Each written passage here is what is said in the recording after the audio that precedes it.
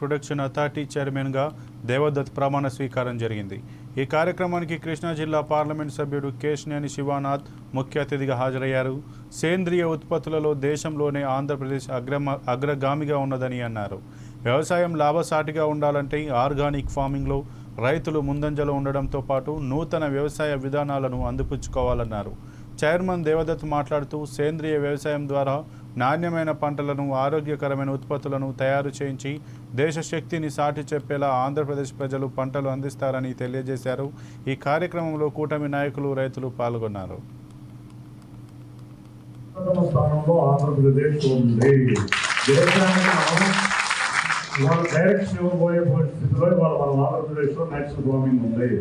దాంట్లో మెయిన్గా organic product certification, మనం ఇచ్చే సర్టిఫికేషన్ మీదే మొత్తం ఆధారపడి ఉండబోతుంది.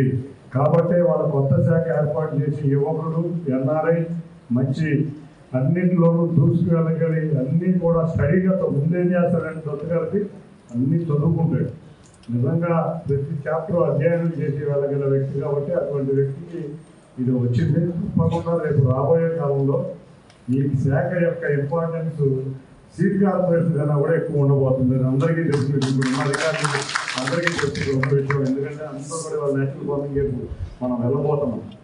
కాబట్టి దాన్ని ముందుకు తీసుకెళ్లే విషయంలో మీరు దగ్గరుండి, ఇవాళ ఆంధ్రప్రదేశ్ రాష్ట్రం ఎంత అగ్రగామిగా ఉన్నా కూడా ఇంకా చాలామంది రైతులు అలవాటు చేసుకోవాల్సిన పరిస్థితులు ఉన్నాయి. వాటిని అవేర్నెస్ చేయాలి. ముఖ్యంగా నేను ఒకటే కోరుకుంటున్నాను, రైతు సమైక్యలు ఈ మహారాష్ట్రలో చూస్తే బ్రహ్మాండంగా సక్సెస్ అయింది. కానీ దురదృష్టవశాత్తు మన రాష్ట్రంలో అంత భారీగా వెళ్ళట్లేదు. నేను కూడా కోరుకునేది ఏంటంటే ఏపీలో 25 పాలసీలు తెచ్చి ఉద్యోగ ఉపాధికి పెద్దపీట వేస్తున్నామన్నారు. టూరిజంకు ఇండస్ట్రీ స్టేటస్ కల్పించి ఎక్కువ ఉపాధి కల్పిస్తామన్నారు. ఎస్ఐపివిలో 85,000 కోట్ల రూపాయలతో 35,000 ఉద్యోగాలు సృష్టిస్తామన్నారు. ఏపీ ఐఐటి ద్వారా 9,573 ఉద్యోగులు దొరుకుతాయన్నారు. విశాఖలో పీఎం ఎన్టీపీసీని ప్రారంభించబోతున్నారన్నారు సీఎం చంద్రబాబు. ఇమ్మీడియట్గా ఇంటర్వ్యూస్ కూడా పూర్తి చేసి వీలైనంత తొందరలో 16,347 ఉద్యోగాలు ఇవ్వడానికి మెగా డిఎస్ ద్వారా ఇవ్వడానికి ముందుకు పోతాం అధ్యక్ష. అదే మరిగా అధ్యక్ష, నిన్నే మీరు చూస్తే ఒక 25 పాలసీలు తీసుకొచ్చాం. 25 పాలసీల్లో industrial development policy, MSME policy, food processing policy, electronic policy, private parks policy, clean energy policy, semiconductor policy, drone policy, data centre policy, ఇలాంటి పాలసీలన్నీ కొన్ని తీసుకొచ్చాం. ఈరోజు క్యాబినెట్లో మళ్ళీ టూరిజం పాలసీ కూడా తీసుకొస్తాం.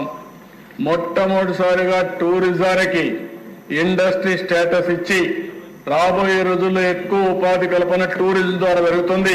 దీనికి శ్రీకారం చుడుతున్నామని చెప్పి కూడా నేను మీకు తెలియజేస్తున్నాను. ఇవన్నీ వస్తే అధ్యక్ష తిరిగి పరిశ్రమలకి వస్తాయి.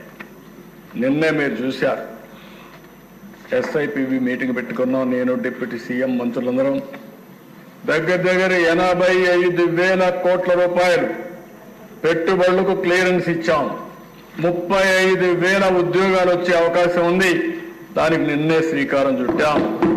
ఇది కాకుండా అధ్యక్ష నేను ఇవే కాకుండా ఇంకా కొన్ని ఉన్నాయి. అవన్నీ మీరు చూస్తే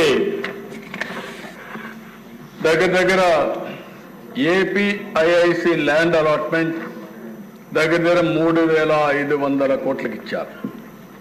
దీనివల్ల 9,573 ఉద్యోగాలు వస్తాయి. నిన్న మేము చేసింది ఎస్ఐపిబి ఇన్వెస్ట్మెంట్లు 85,000 కోట్లు చేశాం. దగ్గర 34,000 ఉద్యోగాలు వస్తాయి. ఇంకొక పక్కన ఏదైతే ఎన్హెచ్పిసి ఎన్టీపీసీ ఏదైతే ఉందో ఆ ఎన్టీపీసీ ఈ నెల 20